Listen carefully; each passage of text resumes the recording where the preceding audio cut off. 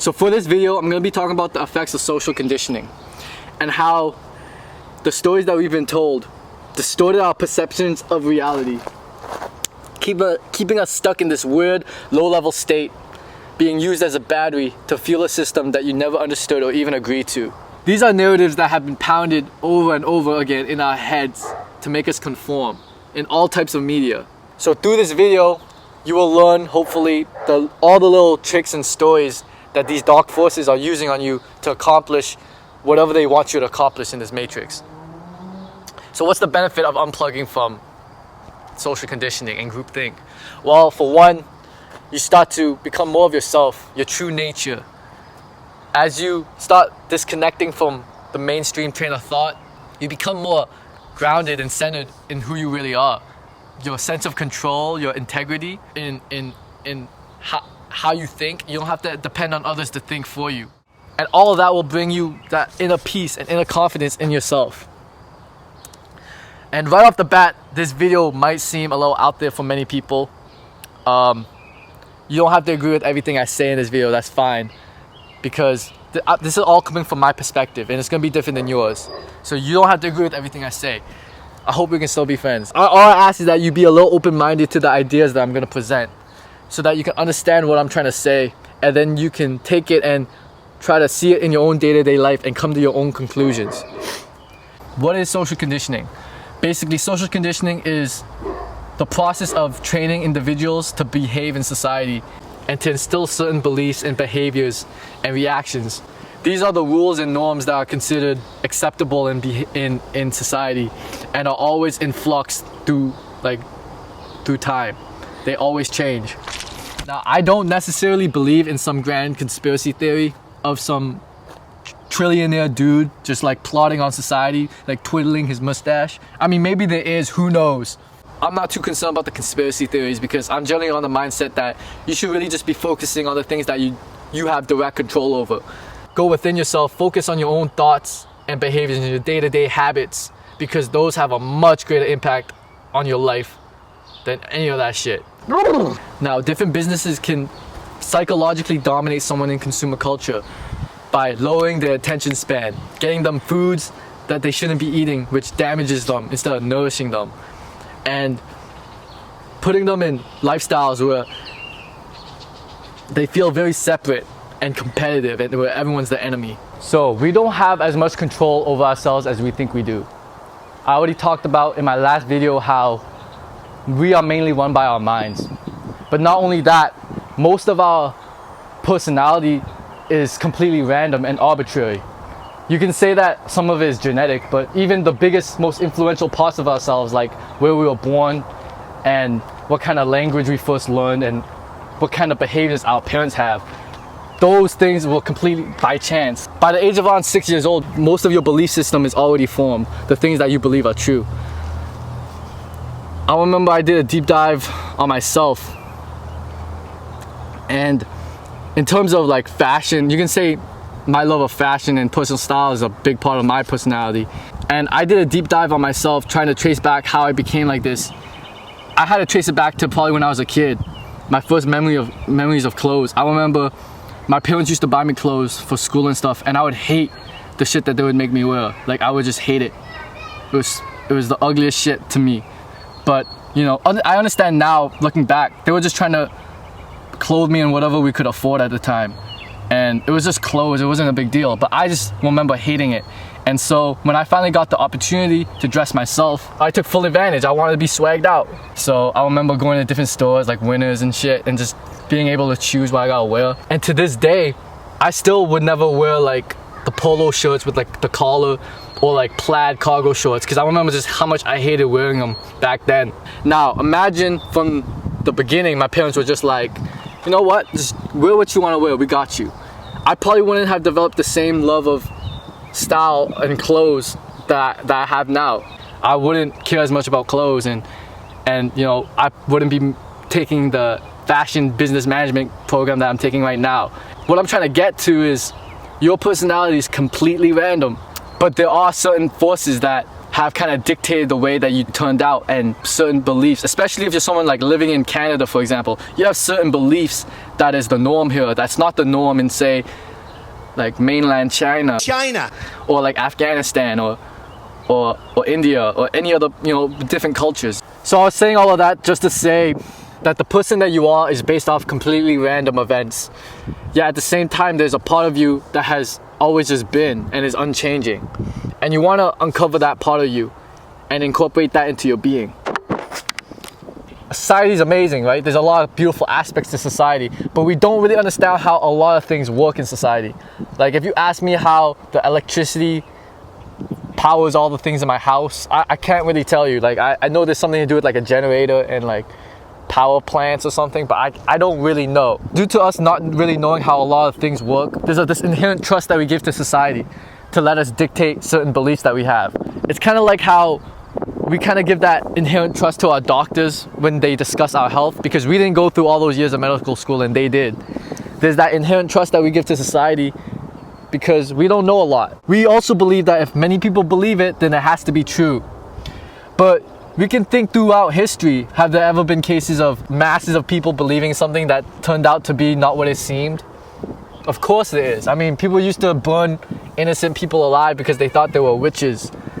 You know, not that long ago, people used to spray crops with DDT till it turns out that like it causes cancer and fucks up our environment. So there's always, in every generation, there's beliefs that aren't true. So due to the amount, oh, there's a fucking train going by right now. I'm gonna just...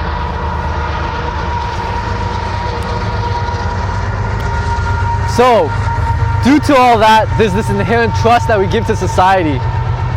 Because of that inherent trust that we give to society, that means most of our knowledge is based on secondhand rather than direct experience.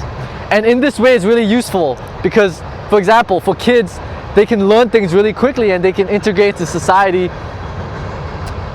without the dangers of actually learning it. Like, they know not to cross the street without looking both ways because they've been told that. They didn't have to directly get hit by a car to know that.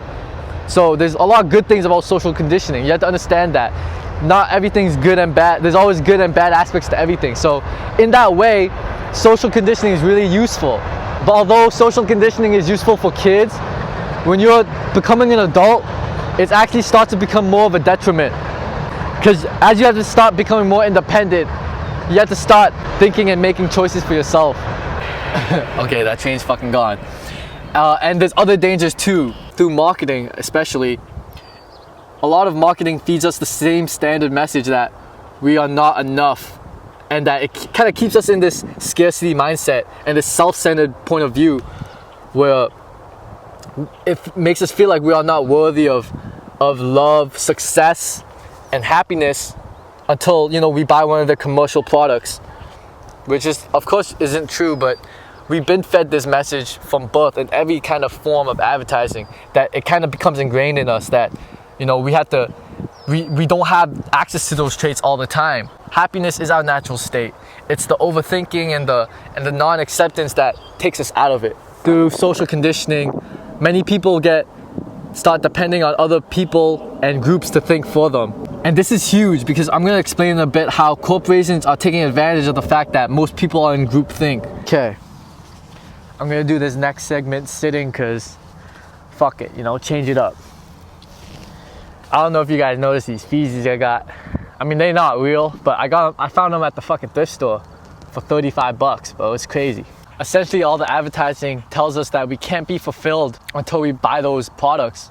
And anytime we have those feelings of happiness or joy, we have to latch onto them. They're conditioning us this attachment to things and this scarcity mindset. This is my kitchen. You know, the spiritual lesson to all of this is that you have to be less attached to things. You gotta learn about the law of impermanence, how nothing is permanent. Life is not permanent. You're gonna die someday. Nothing is permanent. You can just enjoy things for the way they are and let things pass when they have to. And to also understand the amount of abundance in this world.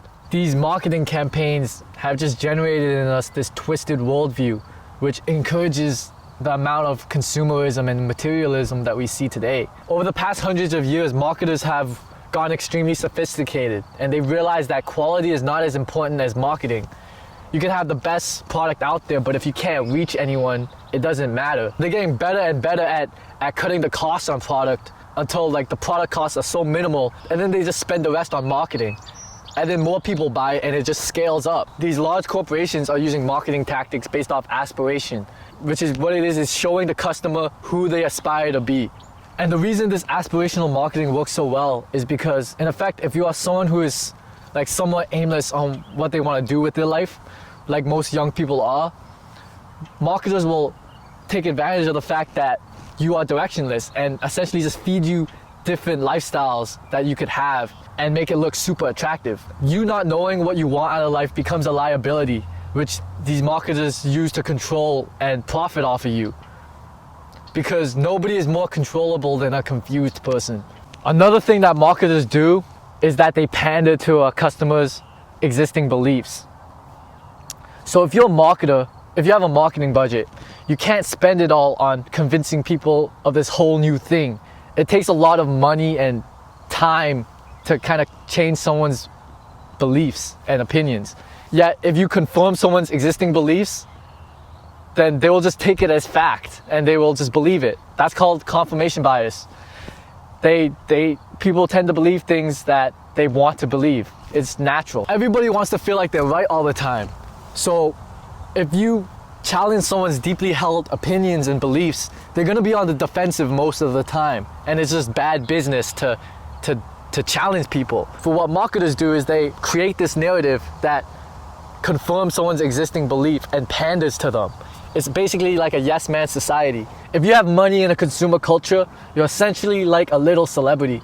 And these companies are gonna pander to you. They're not gonna question your beliefs and they're going to glorify your mediocrity.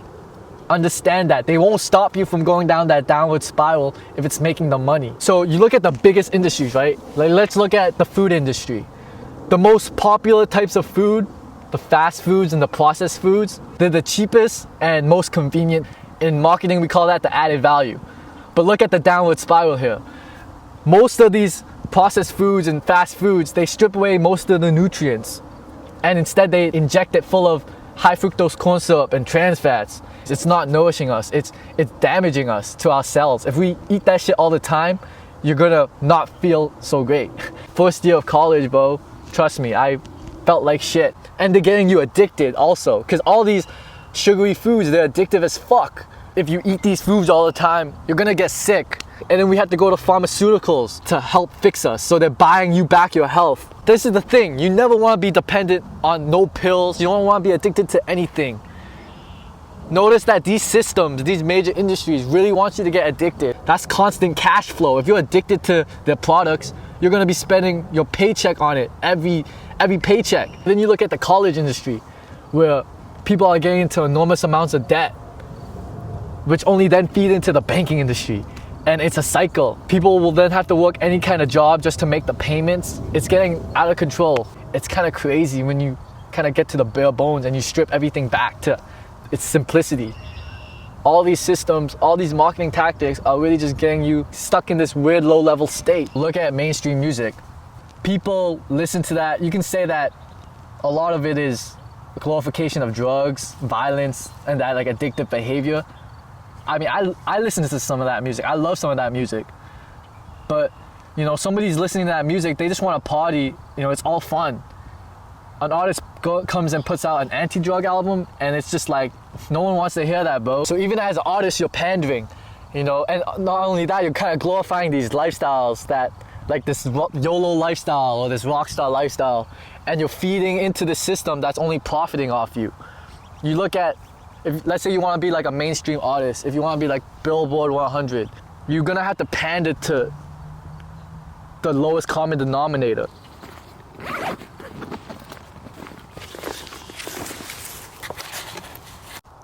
Okay, so I had to come back because my camera light died, so I had to recharge it. But I didn't want to film on a different day, so this is the same day. Just a little costume change because it got a little cold. I got this little hat on. Yo, my grandma knitted this hat. I've never seen anything like this, bro. It's like a square hat. Rest in peace, grandma, bro. I love her. I think I was talking about, before I cut off, how artists mainstream artists, if you want to be a Billboard chart-topping artist or whatever, you gotta pander to the masses. And so let me elaborate on that. Basically, society, how it is that society is like a pyramid where the majority of people are at the bottom. And this pyramid has nothing to do with like wealth or anything. I like to think of it as like levels of consciousness. You can Google spiral dynamics or David Hawkins' scale of consciousness, but basically what it states is that most people are unconscious by virtue of their situation. They're eating the standard American diet, they're doing harm to their body. Most guys who don't know any better are jacking off every day, releasing that sexual creative energy. So now the Kundalini energy is all depleted, they're living in their lower chakras, just the general feeling of anxiety or unease due to their lifestyle choices and diet choices.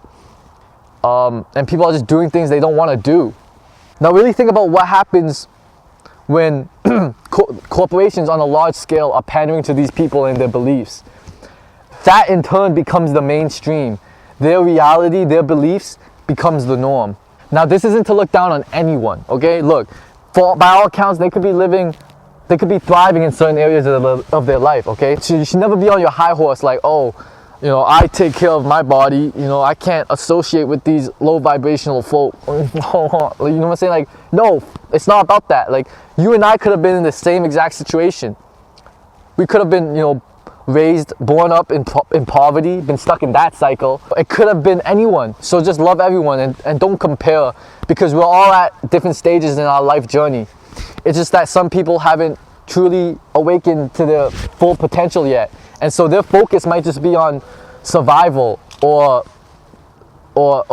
achieving desires. So basically what we have, these modern day marketing tactics are lowering your attention span, getting you food you shouldn't be eating, getting you continually comparing yourself to other people, robbing you of your self-esteem, putting you in a rat race where, you know, everything is competitive. Connect with yourself and you start to notice these things. The stories, the narratives that we hear in marketing conditioning, the most dangerous stories that are filled with low vibration energy, attack the most vulnerable human parts of ourselves. Our capacity to love, to share, integrity, to protect. Low vibration energy is sociopathic and twisted. Don't underestimate the extent to which it can get inside of a person. It manifests as hatred and anger. And you just see it's so toxic. Basically what we have is these systemic influences that infect the population.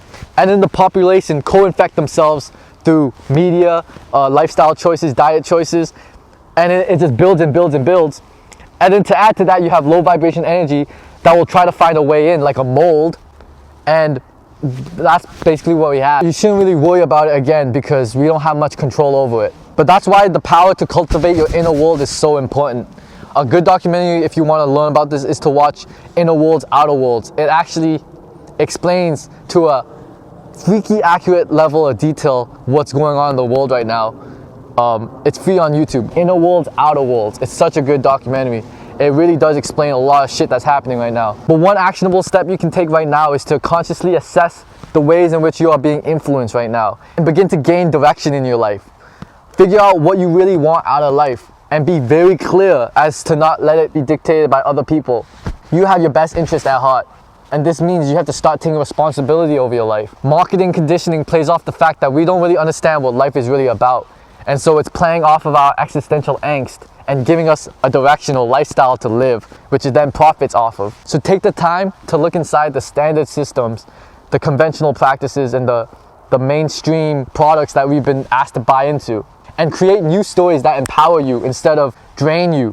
Things like, you can do anything you set your mind to. Life is beautiful. Life is really beautiful. Not this fake matrix that they programmed us into. Real life. Real life is beautiful. So you have to get back what is already yours, your personal power. Just block out the outside noise right now and focus on yourself. If you focus too much on this physical world, that's when you experience those highs and lows. Mainly the lows, because life is suffering, especially in this matrix. So you want to learn to stay centered and grounded, but also don't completely just throw out everything and lose yourself in that, because you also want to be successful. I want you guys to be successful. There's a lot of lessons to be learned in achieving your dreams, and the lessons that we learned from actually getting it all, and then realizing maybe it's not as important as you thought it was. Maybe all that shit that you were working for didn't really matter. You gotta strike that balance. And you gotta go out in nature too, man. The nature really does heal you. And be on your purpose. Once you start aligning with your purpose, that's when you just naturally just be filled with life. And remember, in life you get back whatever you put out. So make sure you be spreading love. You can be like the sun, which is that expansive energy, which all it does is give and unconditionally add value to anyone. Or you can be the black hole, which just takes and takes. It's that contracted energy. You get to decide. But anyways, you know, this was an introductory video on social conditioning and a basic overview of what's happening through my eyes. This channel is aimed at reaching your highest self, so I think it's really important to observe the different obstacles that are in your way and the many different forms and distractions it takes. And it's never going to be easy, but if you're watching this, I believe in you. And remember that it just starts with taking care of yourself first, no matter where you're at. And so yeah.